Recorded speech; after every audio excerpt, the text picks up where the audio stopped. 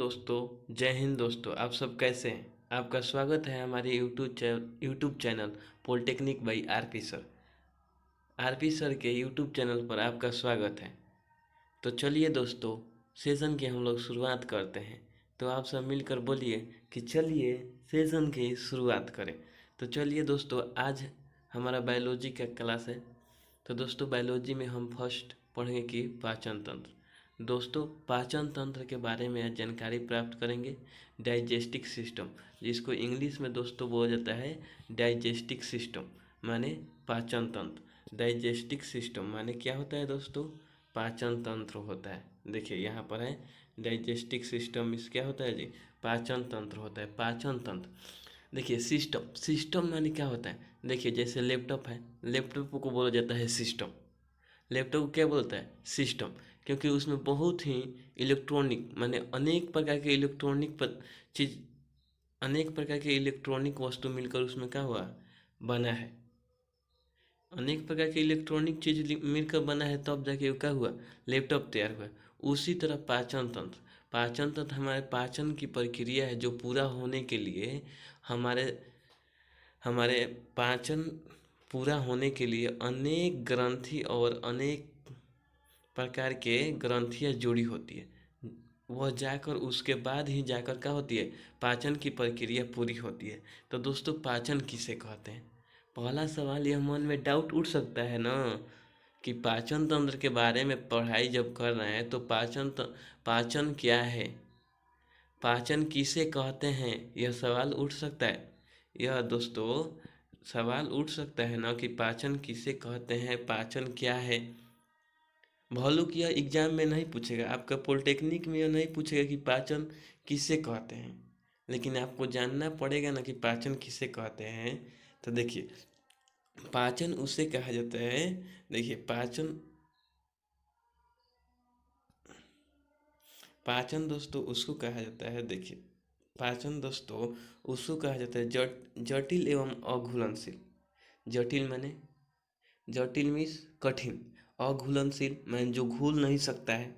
भोज्य कणों को सरल, घुलनशील एवं अवशोषण योग्य भोज्य कणों में परिवर्तित करने की प्रक्रिया को पाचन कहते हैं।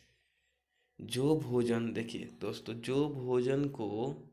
जो भोजन जटिल है, अघुलनशील है, उसको सरल घुलनशील माने उसको तोड़कर आसान तरीके से घुलनशील बनाकर अवशोषण युग माने उसको अवशोष करके भोजन में कणों में परिवर्तित करने की प्रक्रिया को माने उसे सही ढंग से कर देने पर भोजन के कणों में परिवर्तित करने की प्रक्रिया को पाचन कहलाता है। पाचन कहलाता है दोस्तों। यह सवाल आपको नहीं पूछेगा पॉलिटेक्निक में पाचन किसे कहते हैं। बस आप यह याद रखिए कि जो भी जटिल पदार्थ होते हैं उनको सरल कणों में विभाजित कर देता है, कणों में परिवर्तित कर देता है, या कर देता है, विभाजित कर देता है या परिवर्तित कर देता है, उसे ही पाचन कहलाता है। तो देखिए दोस्तों, पाचन हम जान गए। तो पाचन के बाद देखिए दोस्तों, पाचन के बाद है कि भोजन के पाचन की प्रक्रिया 5 चरणों में पूरी होती है। भोजन की जो प्रक्रिया है दोस्तों, भोजन की पाचन की क्रिया 5 चरणों में पूरी होती है। दोस्तों यह सवाल पूछा जा सकता है, यह इम्पोर्टेंट सवाल है। इसको इसको ध्यान दीजिए कि भोजन के पाचन की क्रिया 5 चरणों में पूरी होती है। यह सवाल पूछा जा सकता है कि भोजन की प्रक्रिया कितने चरणों में पूरी होती है। दोस्तों भोजन की प्रक्रिया, यहाँ पर देखिए, भोजन की प्रक्रिया कितनों दोस्तों में कितने चरणों में पूरी की जाती है? 5 चरणों में पूरी की जा सकती है। देखिए भोजन की प्रक्रिया दोस्तों 5 चरणों में होती है। कौन कौन से? अब नाम इसको याद रखिएगा दोस्तों, नाम इसको याद रखिएगा। देखिए पहला है अंतःग्रहण। पहला क्या है जी? अंतःग्रहण पाचन, माने जब अंतःग्रहण पाचन। दूसरा है अवशोषण, तीसरा है स्वीकरण तथा चौथा है मल त्यागन। पहला क्या है जी? अंतःग्रहण, अंतःग्रहण पाचन, अवशोषण, स्वीकरण तथा मल परित्यागन। देखिए दोस्तों, सबसे पहले भोजन को अंतःग्रहण माने उसको अंदर की ओर का किया जाएगा, ग्रहण किया जाएगा, तब पाचन होगा। दूसरा है कि अवशोषण, भोजन को जब डालेंगे तो क्या करेगा, अवशोषित करेगा, उसके बाद स्वीकार करेगा, स्वीकार करने के बाद उसको क्या करेगा, मल के रूप में परित्याग कर देगा, माने उसको बाहर हमारे शरीर से क्या कर देता है, बाहर निकाल देता है। देखिए मनुष्य का पाचन तंत्र मुख, गुहा, ग्रास नलिका, ग्रास नली, आमाशय, छोटी आंत तथा बड़ी आंत से मिलकर बनी होती है। अब देखिए सवाल दोस्तों, यहाँ पर सवाल पूछ सकता है दोस्तों, यहाँ पर सवाल पूछ सकता है कि देखिए यहाँ पर दोस्तों सवाल पूछ सकता है, देखिए दोस्तों यहाँ पर सवाल पूछ सकता है कि मनुष्य के पाचन तंत्र, पूछ सकता है कि मनुष्य के पाचन तंत्र किन किन अंगों से मिलकर बना होता है, मनुष्य के पाचन तंत्र किन किन अंगों से मिलकर बना होता है।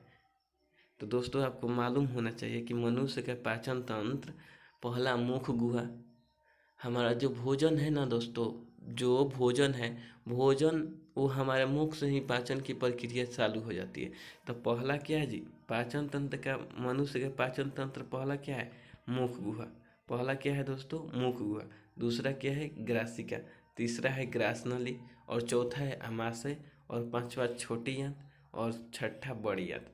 देखिए पूछा जाता है कि मनुष्य के पाचन तंत्र कौन कौन सा है, तो पहला मुख गुहा, मुख गुहा, ग्रासिका, ग्रास नली, आमाशय, छोटी आंत तथा बड़ी आंत से मिलकर क्या होती है, बनी होती है।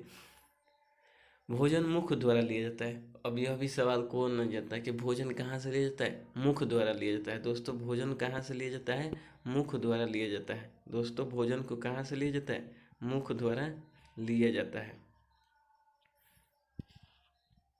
दोस्तों भोजन कहाँ से लिया जाता है, मुख द्वारा लिया जाता है,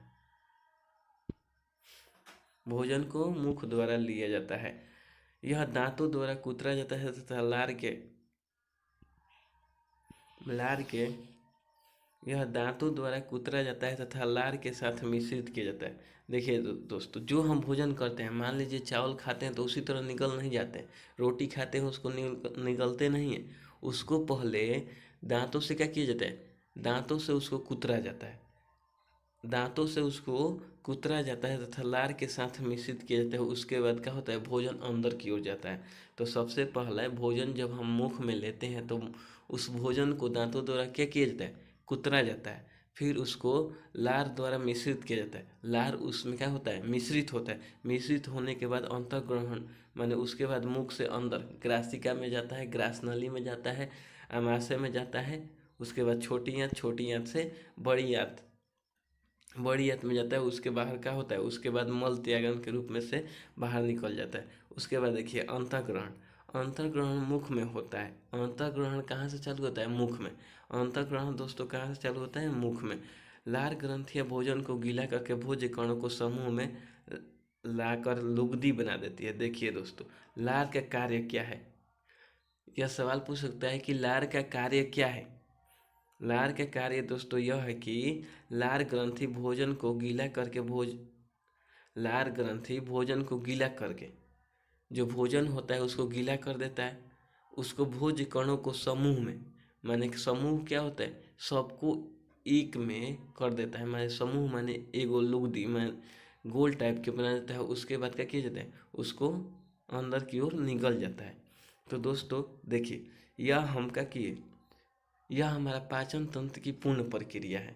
तो चलिए दोस्तों एक बार इसको रिवीजन कर लेते हैं, बस 2 मिनट में रिवीजन कर लेते हैं। चलिए देखिए, देखिए दोस्तों, पाचन तंत्र, पाचन तंत्र क्या है दोस्तों, पाचन तंत्र क्या है, देखिए दोस्तों पाचन तंत्र क्या है, जटिल एवं अघुलनशील, माने जटिल और अघुलनशील पदार्थों को घुलनशील कणों में परिवर्तित करने की क्रिया को ही पाचन तंत्र कहते हैं।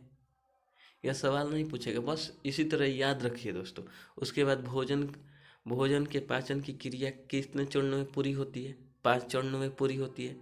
कौन कौन से, अंतःग्रहण, अंतःग्रहण, अंतःग्रहण पाचन, अवशोषण, स्वीकरण, मल परित्यागन। पहला क्या है, अंतःग्रहण पाचन, अवशोषण, स्वीकरण और मल परित्यागन।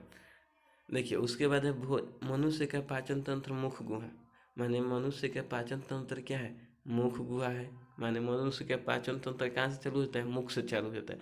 तो मुख गुहा, ग्रासिका, ग्रासनली, आमाशय, छोटी आंत, बड़ी आंत से मिलकर बना होता है। मनुष्य के पाचन तंत्र किन किन से मिलकर बना होता है?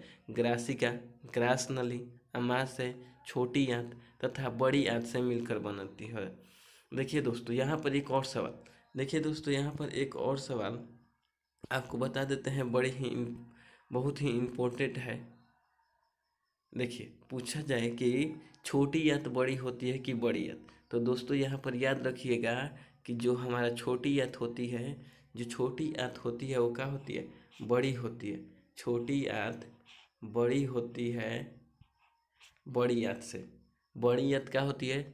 छोटी आंत से छोटी होती है, लेकिन छोटी आंत क्या होती है? बड़ी आंत से बड़ी होती है। देखिए ये हम निशान लगा दिए कि बड़ी कौन होती है, तो बड़ी कौन होती है? छोटी आंत। लेकिन छोटा कौन सा होता है? बड़ी आंत। देखिए दोस्तों यह ध्यान दीजिएगा। तो उसके बाद देखिए भोजन मुख गुहा द्वारा लिया जाता है। भोजन कहाँ से लिया जाता है? मुख द्वारा लिया जाता है। यह दांतों द्वारा कुतरा जाता है तथा लार के साथ मिश्रित किया जाता है। भोजन को क्या किया जाता है? भोजन को क्या किया जाता है दोस्तों? भोजन को दांतों द्वारा कुतरा जाता है तथा लार के साथ क्या किया जाता है? मिश्रित किया जाता है। अंतर्ग्रहण मुख में होता है। भोजन का अंतर्ग्रहण कहाँ होता है? मुख में होता है। लार ग्रंथि या भोजन को गीला करके भोज्य कणों को एक समूह में लाकर लुगदी बना देती है। यह सवाल पूछा जा सकता है कि दोस्तों बताइए कि लार का कार्य क्या होता है? यह सवाल पूछा जा सकता है, बताइए दोस्तों कि लार का कार्य क्या होता है? तो लार का यह कार्य होता है कि भोजन को गीला करके उसको एक लुगदी समूह में, भोजन के कणों को क्या कर देते हैं? समूह में बनाकर उसको अंतःग्रहण माने ग्रासिका, ग्रासनली, आमाशय, छोटी आंत, बड़ी आंत तक पहुंचाती है। तो सबसे भोजन को पचाने में सबसे लार का महत्वपूर्ण योगदान होता है। ठीक है दोस्तों, चलिए आगे देखते हैं। आपको एक चित्र के माध्यम से दिखाते हैं कि ग्रासनली, ग्रासिका, ग्रासनली, आमाशय, छोटी आंत, बड़ी आंत, लीवर, मुख गुहा, यह सब कहाँ होता है? चलिए आगे देखते हैं दोस्तों। ये रहा हमारा मानव आहार नल का पाचन तंत्र। यह हमारा मानव आहार नल का क्या है जी? पिक्चर है, जिसमें आपको हम सम बताते हैं। देखिए सबसे पहला हमारा भोजन का पाचन होता है जो मुख। मुख माने मुख में सबसे पहले क्या उपस्थित होता है दोस्तों? देखिए मुख में सबसे पहले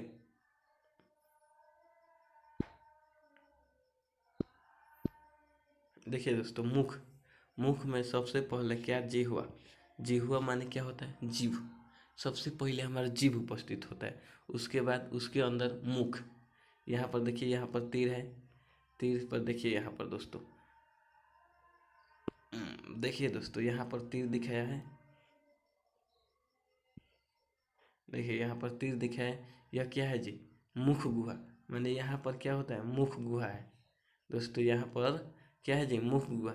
इसके बाद देखिए मुख गुहा के ठीक नीचे, मुख गुहा के ठीक नीचे क्या है? हमारा मुख गुहा के ठीक नीचे दोस्तों क्या है जी? हमारा मुख गुहा के ठीक नीचे क्या है? ग्रासिका। मुख गुहा के ठीक नीचे क्या है जी?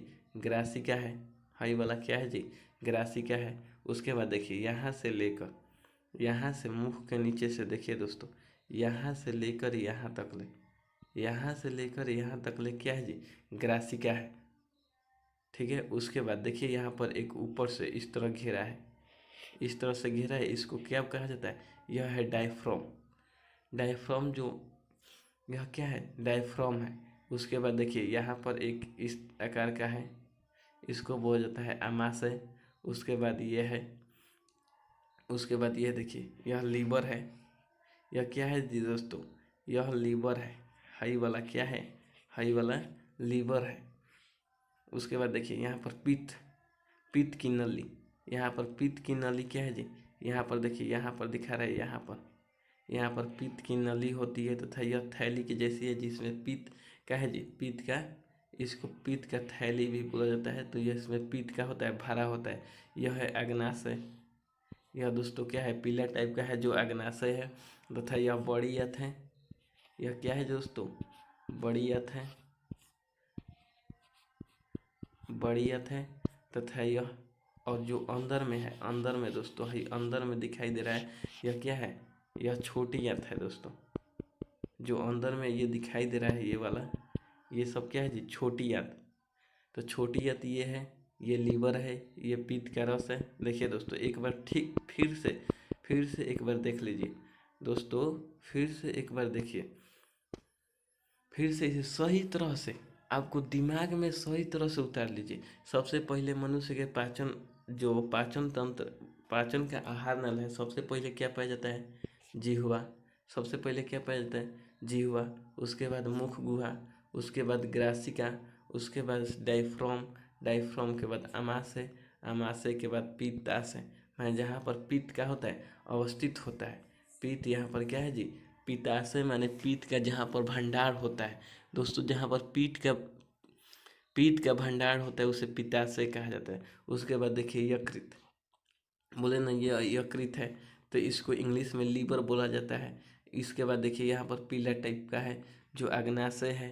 अग्नाशय के बाद ये मोटी वाला है, मोटी वाली जो चारों तरफ से घेरी हुई होती है उसको बड़ी आंत बोलते हैं, तथा छोटी, अंदर छोटी आंत है जो पतला पतला है, इसको छोटी आंत कहा जाता है। तो दोस्तों आप